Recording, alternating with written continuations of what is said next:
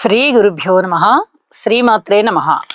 మా భక్తి టీవీని ప్రోత్సహిస్తున్నటువంటి మా ప్రేక్షకులందరికీ ధన్యవాదాలు తెలియజేస్తూ 25 జనవరి నుంచి 31 జనవరి వరకు గల కాలానికి రాశి ఫలితాలు తెలియచెప్పుకుందాం. ముందుగా గ్రహస్థితులు. మేషంలో చంద్రుడు, మిథున రాశిలో వక్రించిన గురుగారు, సింహ రాశిలో కేతువు, అలాగే మకర రాశిలో శుక్ర, కుజ, రవి, బుధ, రాహు వచ్చేసి కుంభరాశిలో శనిగారి యొక్క సంచారము మీన రాశిలో జరుగుతూ ఉండగా, వారాంతంలోకి వెళ్ళేటప్పటికి చంద్రుని యొక్క సంచారము మాత్రమే మేషరాశి నుంచి మిథున రాశిలోకి వచ్చి ఉన్న కారణం చేత ఇక గ్రహస్థితులు ఏవి కూడా మారలేదు అని చెప్పి తెలియచెప్పుకుంటున్నాము.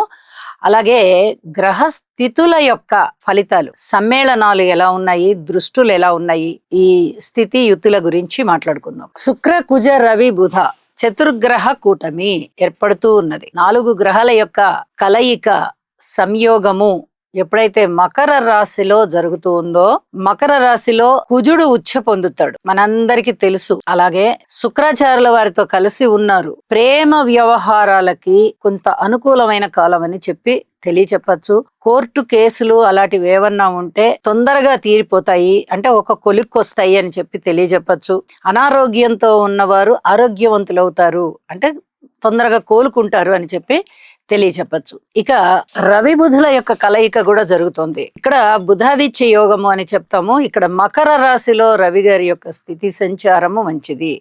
అలాగే మకర రాశిలో బుధుడు కూడా మిత్రక్షేత్రం అవడం చేత, అలాగే రవితో కలిసి ఉండడం చేత ఈ బుధాదిత్య యోగం పట్టి ఏ రాశుల వారికైనా కూడా మంచి చేస్తారు. ఇక శుక్రాచార్యుల వారితో కలిసినందువల్ల చాలా సున్నితమైన ప్రవర్తన ఉంటుంది. కుజుడితో కలిసినందువల్ల ఎలక్ట్రికల్ అండ్ ఎలక్ట్రానిక్స్ వస్తువుల వినియోగాన్ని పెంచడము, వాటి యొక్క ఉత్పత్తిని పెంచడము, ఆ కంపెనీలకి సంబంధించి ఉద్యోగాలు ఏమన్నా ఉన్నట్లయితే అలాంటి ఉద్యోగాలలో ఎక్కువగా నిలదొక్కుకోవడము, పేరు తెచ్చుకోవడము, ఇట్లాంటివన్నీ కూడా చాలా చక్కగా చేస్తారు. అలాగే ఈ రవి శుక్రుల కలయిక మంచి అడ్మినిస్ట్రేషన్ పవర్ బాగుంటుంది. కానీ ఇది శుక్రమూఢమని తెలియజేస్తూ ఉన్న కారణం చేత శుభకార్యాలు ఉండవు, అస్తంగత్వం చెందుతారు శుక్రాచార్యుల వారు. కాబట్టి శుక్రుడికి అంతగా పవర్ ఉండదు. రవితో కలిశారు కాబట్టి కొంచెం శుక్రాచార్యుల వారికి స్తోత్ర పారాయణాలు చేసుకోవలసిందిగా సూచన చేస్తున్నాను. అలాగే ఈ రవి కుజుల యొక్క కలయిక, ఈ సంయోగం ఏ విధంగా ఉంటుందంటే చాలా అగ్రెసివ్ నేచర్ తో ఉంటారు. ఉద్రేక స్వభావం ఉండడము, చాలా ఫాస్ట్ గా నిర్ణయాలు తీసుకోవడము, ఇలాంటివన్నీ ఉండడానికి, పైగా కుజుడు ఉచ్చలో ఉన్నారు కదా, ఇంకా వేగవంతమైన ఆలోచనలు ఉంటాయి. మాట అంటూ ఉంటేనే దాన్ని అమలు చేసేటటువంటి ఆ స్పీడ్, ఆ తత్వం అనేది అలా ఉంటుంది. కొంచెం ఇలాంటివన్నీ అదుపులో పెట్టుకోండి. మిగతా గ్రహాల యొక్క స్థితిగతులు అనుకూలంగా ఉన్నాయా లేదా అన్నీ చూసుకోవాలి. జన్మజాతకాన్ని కూడా చూసుకోవాల్సి ఉంటుంది.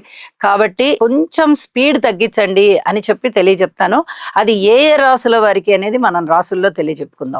ఇంకా వారాంతంలో కూడా ఇవే గ్రహాల యొక్క సంయోగం ఉంటున్న కారణం చేత ఇక వీటి గురించి మనం అంతగా ఎక్కువగా వివరించి చెప్పుకోని అవసరం లేదు. చంద్రుని యొక్క సంచారం మటుకు గురువు గారితో కలిసి ఉన్నందువల్ల ఇది గజకేసరి యోగాన్ని తలపిస్తూ ఉంటుంది. చాలా మంచి యోగం ఇది. జన్మజాతకంలో ఈ యోగం ఉన్న వారికి గోచారంలో ఈ గ్రహస్థితుల కలయిక వల్ల గాని లేదా కేంద్ర దృష్టి వల్ల కానీ చాలా అద్భుతమైనటువంటి మంచి మంచి లక్షణాలు, జ్ఞానం పెరగడము, మంచి డిసిప్లిన్ ఉండడము, ఆదాయం పెరగడము, కీర్తి ప్రతిష్టలు పెరగడము, ఇలాంటివన్నీ కూడా ఉంటూ ఉంటాయి అని చెప్పి తెలియచేస్తూ ఉన్నాను. ఇక దృష్టులు, ఏ గ్రహాల మీద ఏ గ్రహాల దృష్టులు లేని కారణం చేత ఈ వారం మనం గ్రహాల దృష్టుల గురించి మాట్లాడుకోవట్లేదు. కుజుని యొక్క 4వ దృష్టి చంద్రుడి మీద పడుతూ ఉంది. ఇది కొంచెం ఇబ్బందికరమే. మాతృమూర్తి గారికి ఆరోగ్య రీత్యా జాగ్రత్తగా ఉండవలసినటువంటి కాలం. మరి ఏ రాశుల వారికి మాతృమూర్తి అంటే, ఏ రాశుల వారికైనా కూడా ఈ జాగ్రత్త మటుకు తీసుకోండి. తల్లి గారికి వీలైనంత వరకు సేవ చేయడానికి ప్రయత్నం చేయండి. వాళ్ళు సంతృప్తిగా ఉండడానికి ప్రయత్నం చేయండి. ఎందువల్ల అంటే ఈ గ్రహస్థితి 2 రోజుల కన్నా ఉండదు కాబట్టి చంద్రుడి యొక్క గమనము మారిపోతుంది. 2.5 రోజు మాత్రమే చంద్రుడు ఒక రాశిలో ఉంటారు కాబట్టి ఈ 2.5 రోజు అనంతరము కుజుని యొక్క దృష్టి మారిపోతోంది కాబట్టి అంతగా భయపడవలసిన పని అయితే లేదు. దీనికి స్తోత్ర పారాయణాలు సరిపోతాయి. చంద్రునికి స్తోత్ర పారాయణాలు చేసుకోండి. చంద్ర శ్లోకాన్ని పఠించుకోవడం వల్ల చాలా వరకు ఇబ్బందులు తొలగిపోతాయని చెప్పి తెలియజేస్తున్నారు. ఇక రాశుల్లోకి వెళ్దాం.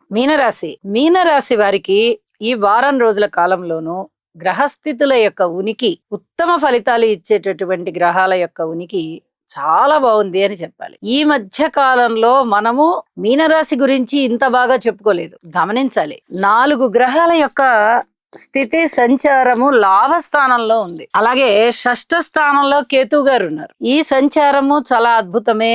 లాభస్థాన సంచారము చాలా మిగతా విషయాలన్నీ కూడా అననుకూలమే. అయితే ధనము విషయంలో కుప్పలు కుప్పలుగా ధనం వచ్చేటటువంటి పరిస్థితి, ఎప్పుడెప్పుడో రావాల్సిన ధనం ఆగిపోయింది కానీ, లేదా ఇప్పుడు ఈ సమయంలో రావాల్సిన ధనము కానీ మీకు సకాలంలోనే వచ్చేస్తుంది.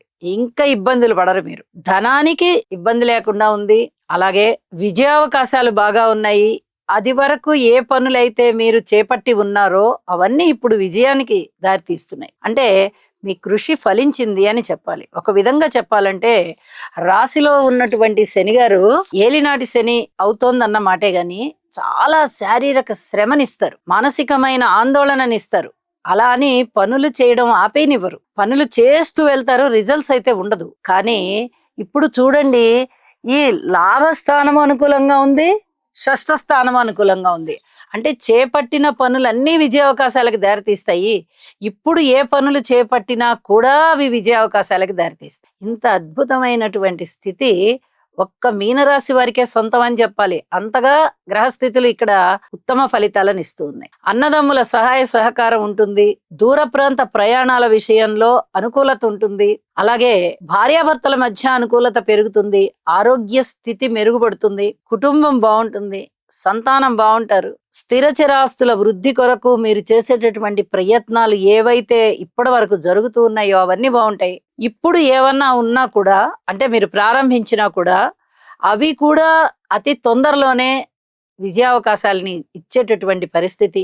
స్థాన చలనం జరిగేటటువంటి పరిస్థితి. స్థాన చలనం కూడా విదేశాలకు ఎక్కువగా వెళ్ళేటటువంటి పరిస్థితి. విదేశాలు వెళ్లే గ్రహస్థితులు ఉన్నవారు, వారికి ఇప్పుడు ఎటువంటి ఆటంకాలు లేకుండా విదేశీయానం ఉంటుంది. మరి మిగతా వారికి ఉద్యోగం మారచ్చు, లేదా వ్యాపారం మారచ్చు, లేదా ఇల్లు మారచ్చు. ఇలా ఏదైనా మారడానికి అవకాశం ఉంది. లేదా పొద్దున వెళ్ళి సాయంత్రం రావడం, లేదా ఇవాళ వెళ్ళి రేపు రావడమో ఎల్లుండి రావడమో, ఇట్లా ఎక్కువ సమయము ఇంటి నుంచి దూరంగా ఉండడము, లేదా వ్యాపార కార్యకలాపాల మీద దూర ప్రాంతాలకి వెళ్ళి రావడము, ఇలాంటి పరిస్థితి కనిపించేటటువంటి పరిస్థితి చాలా స్పష్టంగా కనిపిస్తూ ఉంది. ఈ విషయాలలో కొంచెం సంయమనంతో ప్రవర్తించుకుంటూ వెళ్ళండి, అనుకూలమవుతుంది. మొత్తం మీద చూస్తే అనుకూలత ఎక్కువగా కనిపిస్తోంది కాబట్టి మీకు కూడా చాలా వరకు ఆత్మసంతృప్తి కలిగించే అంశాలే ఎక్కువగా జరుగుతాయి. విద్యార్థులు బాగున్నారు, స్త్రీలు బాగున్నారు, రాజకీయ నాయకులు బాగున్నారు, వ్యాపారస్తులు బాగున్నారు, కార్మికులు, కర్షకులు, నేత పనివారు ఇత్యాది వారందరికీ కూడా అనుకూలత కనిపిస్తోంది.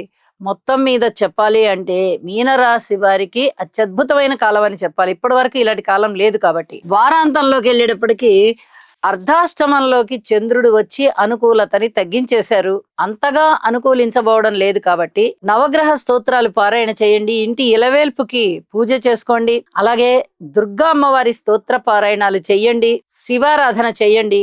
చాలా అనుకూల్యత వస్తుంది అని చెప్పి తెలియజేస్తూ ఉన్నాను. శుభం.